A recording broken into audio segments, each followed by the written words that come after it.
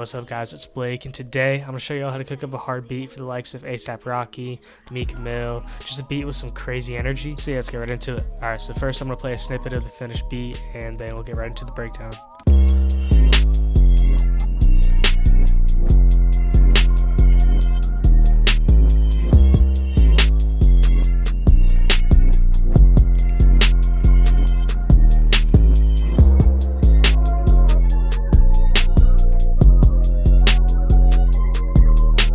Alright, so to start off with the sample, I got this one from my boy Odyssey. He's the most fire, underrated loop maker that you'll ever find. I'll link his channel in the description. This is the part of the sample I used.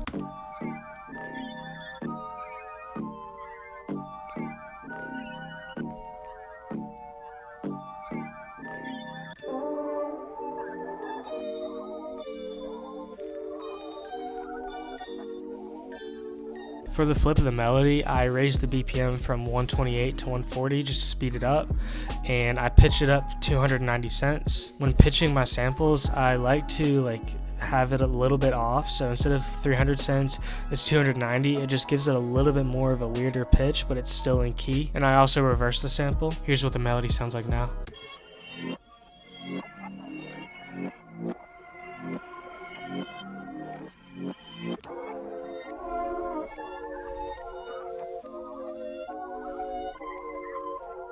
Starting off with the drums, here's the kick I used.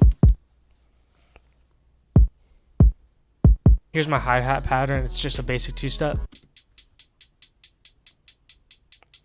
I did pitch these hi-hats down 4 semitones. Pitching it down just gives the hi-hats a little bit more of a grimy feel, which is what I was looking for. Here's the snare.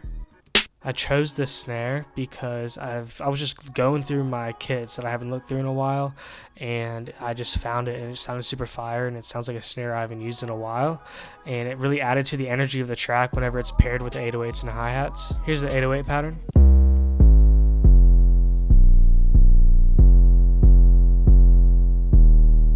For shaping the 808, I did pull the out knob up pretty significantly, and I pushed the boost knob up just a little bit just to give it a little more punch. For tuning your 808s, you want to go to the 808 waveform and go to the audio editor, which brings you into Edison, and you click this flag and you do detect pitch regions. Now as you see, this won't happen with most of your 808s, but this does happen, so you always got to check that this 808 is in the key of G, which usually your one shot should all be in the key of C.